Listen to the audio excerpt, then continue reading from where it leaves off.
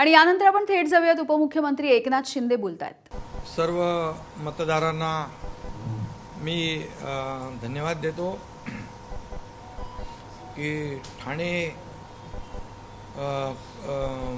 पालघर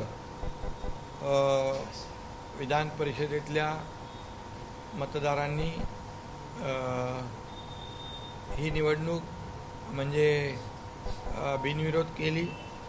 उमेदवारांना सगळ्या धन्यवाद देतो की या ठिकाणी ठाण्याची निवडणूक बिनविरोध झाली आणि ठाण्यात विजयाचं फाटक बिनविरोध उघडलं। बरोबर ना?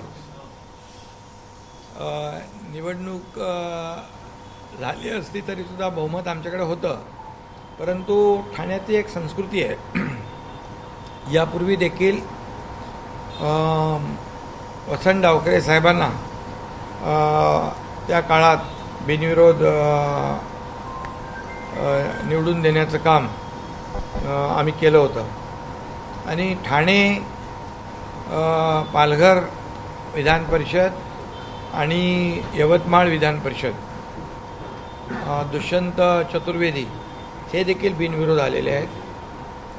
शिवसेनेचे 2 बिनविरोध आले, भारतीय जनता पक्षाचे 2 बिनविरोध आले आणि राष्ट्रवादी अजितदादा गटाचे देखील 2 बिनविरोध आले, म्हणजे 6 बिनविरोध या ठिकाणी उमेदवार झालेले आहेत। ही पुढील विजयाची नांदी आहे। जळगाव आणि नाशिक देखील चर्चेअंती बिनविरोध म्हणजे आता एकमेकाला पाठिंबा जवळपास ते दोन्ही बिनविरोध होऊ शकतात। आणि मी अगोदर पण सांगितलं होतं ज्या दिवशी फॉर्म भरला त्या दिवशी की 17च्या 17 जागा महायुती जिंकेल असा विश्वास मी व्यक्त केला होता। कारण महाविकास आघाडीमध्ये जी काही बिघाडी पाहिलेली आपण म्हणजे त्यांचे कोणाचा कोणात पायपोस नाही आणि या निवडणुकीत देखील मोठ्या प्रमाणावर त्यांच्यामध्ये गटबाजी मतभेद सगळे समोर आले आणि उमेदवारांनी देखील त्यांच्या अनेक ठिकाणी माघार घेतली। यावरून महाविकास आघाडी कशी काय परिस्थिती झालेली आहे महाराष्ट्रामध्ये ही तर लोकसभेत देखील आपण पाहिलं, विधानसभेत पाहिलं, झालेल्या स्थानिक स्वराज्य संस्थांमध्ये देखील आपण पाहिलं आणि ह्या विधान परिषदेमध्ये देखील आपण पाहतोय। त्यामुळे महाराष्ट्रामध्ये महायुती मजबूतीने यशस्वी वाटचाल करते आहे। कारण महायुती जेव्हा 2022ला महायुतीचं सरकार आलं तेव्हापासून या राज्यामध्ये विकासाची पायाभरणी, विकासाची घोडदौड, डबल इंजिन सरकार, केंद्रात आपले लोकप्रिय आणि यशस्वी प्रधानमंत्री नरेंद्र मोदीजी हे सातत्याने महाराष्ट्राला पाठबळ देण्याचं काम करतात। मी मुख्यमंत्री असताना 2.5 वर्षामध्ये जे काही काम केलं, विकास प्रकल्प केले, विकासाच्या योजना केल्या, अनेक योजना केल्या, त्याचं फळ झालेल्या विधानसभेच्या निवडणुकीमध्ये मिळालं। आता मुख्यमंत्री देवेंद्रजी पुढची वाटचाल करतायत, आम्ही टीम म्हणून काम करतोय।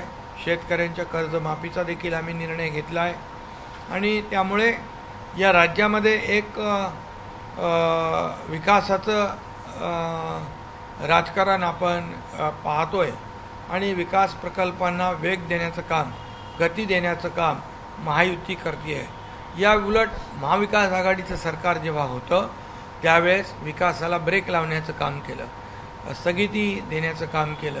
ते एक प्रकारचं स्थगिती सरकार होतं, आमचं प्रगती सरकार आहे आणि त्यांचा पाय ब्रेकवर होता, आमचा पाय ॲक्सिलेटरवर आहे आणि त्यामुळे आमची विकासाची गाडी मोठ्या वेगाने पुढं जाते आणि त्यामुळेच लोक विश्वास दाखवत आहेत की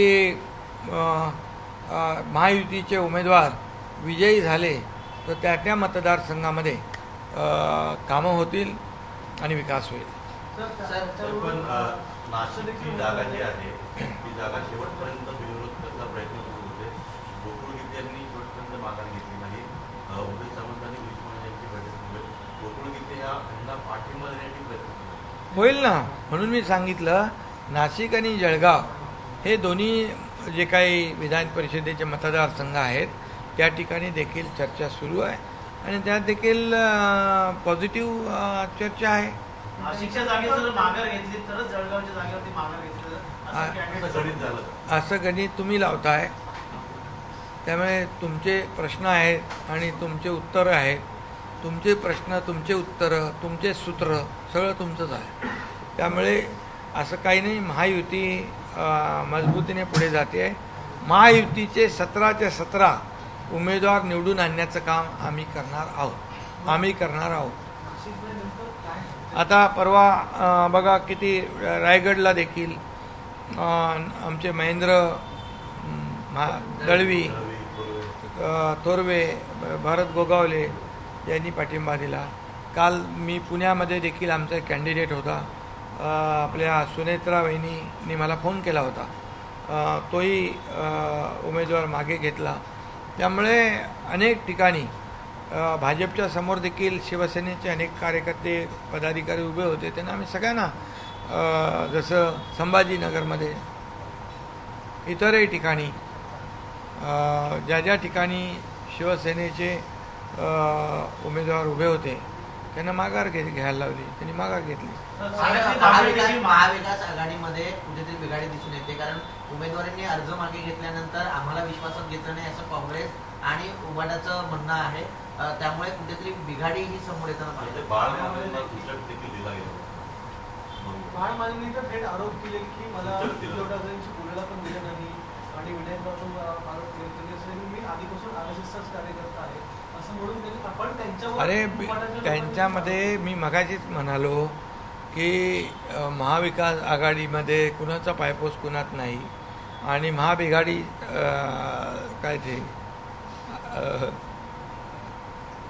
त्यांची आघाडी जी आहे हे आघाडीमध्ये अशा प्रकारे जे पण पाहिलं या निवडणुकांमध्ये की कोणी कुठे उमेदवारी भरली, कुणाला कोणाचा पत्ता नाही, कोणी कुठून माघार घेतली तेही कुणाला माहीत नाही.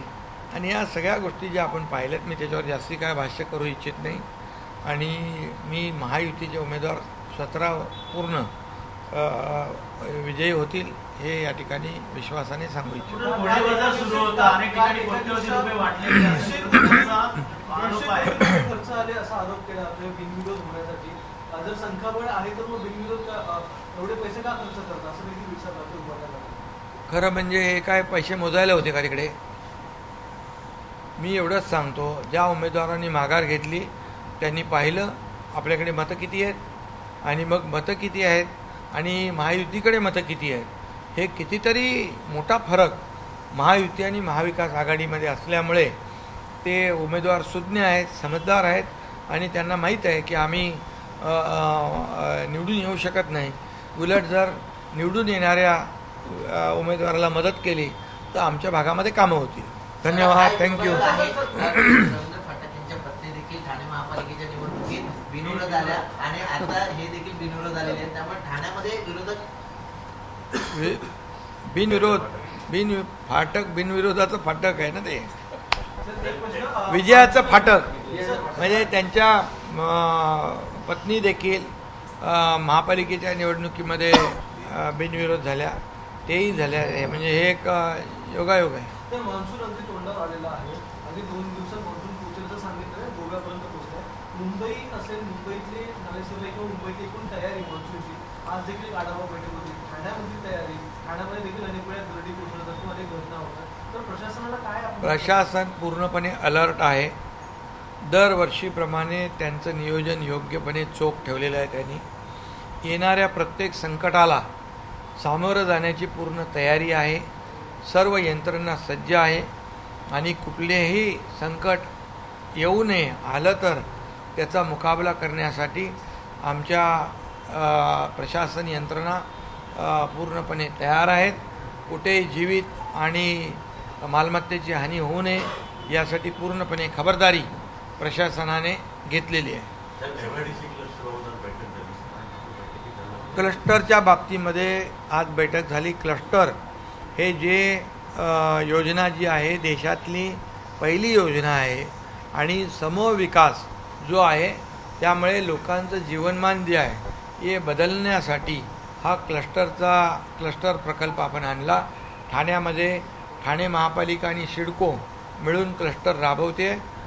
उंच इमारती ज्या आहेत त्या 25-30 मजल्याच्या इमारती उभ्या राहत आहेत आणि अशाच प्रकारे मुंबईमध्ये देखील क्लस्टरचं काम रमाबाई आंबेडकर नगरमध्ये आणि कामराज नगरमध्ये सुरू आहे 17,000 घरांचं. आणि त्यामुळे क्लस्टर योजना ही अतिशय गेम चेंजर योजना आहे. या क्लस्टर योजनेमध्ये अतिशय नियोजनबद्ध विकास आणि सगळ्या ॲम्युनिटीज म्हणजे मुलांना गार्डन असेल, ग्राउंड असेल, हॉस्पिटल असेल, शाळा असतील, या सगळ्या ॲम्युनिटी ज्या आहेत आणि मोठे रस्ते असतील रुंद, हे सगळे क्लस्टरमध्ये आहेत. आणि त्या क्लस्टरच्याबद्दल मी आढावा आज बैठक घेतली. त्यामध्ये ज्या ज्या काही अडचणी होत्या त्या दूर करण्याच्या सूचना दिलेल्या आहेत. महापालिका निवडणुकीनंतर एकनाथ शिंदे भाकरी फिरवणार आणि मंत्र्यांचं रिपोर्ट कार्ड बनवलेलं होतं असं सगळ्या बातम्या होत्या आणि आपण कसं काम देखील करत होतो. मंत्र्यांना जबाबदारी दिलेली आहे. मंत्र्यांच्या कामाचा लेखाजोखा मी घेत असतो. आता परत या येणाऱ्या कॅबिनेटच्या दिवशी देखील आमची चर्चा होणार आहे आणि प्रत्येक मंत्र्याने काम केलं पाहिजे, त्याच्या मतदारसंघात केलं पाहिजे, त्याचबरोबर त्याच्या खात्याला न्याय दिला, विभागाला न्याय दिला पाहिजे. आणि आता जे काही SIRचं काम आहे त्यावर देखील काही जिल्हे मंत्र्यांना दिलेले आहेत. त्यामुळे मंत्र्यांनी दिलेली जबाबदारी चोख बजावणं हे त्यांचं काम आहे. सर, शेतकरी कर्जमाफी संदर्भात काहीतरी माहिती दिली होती. मुख्यमंत्री फडणवीस आणि आम्ही शेतकरी कर्जमाफी संदर्भात काहीतरी सांगत होतो. नेमकं काय शेतकऱ्यांची कर्जमाफी करणार म्हणून आम्ही निवडणूक पूर्वी म्हणजे निवडणुकीमध्ये वचननाम्यामध्ये आम्ही ते दिलं होतं. त्याप्रमाणे मुख्यमंत्र्यांनी या राज्याचा अर्थसंकल्प सादर करताना 30 जूनपर्यंत कर्जमाफी आम्ही करणार हा निर्णय घेतला. त्याची प्रक्रिया सुरू झालेली आहे आणि त्याची कर्जमाफी देखील आम्ही बोलल्याप्रमाणे होणार आहे.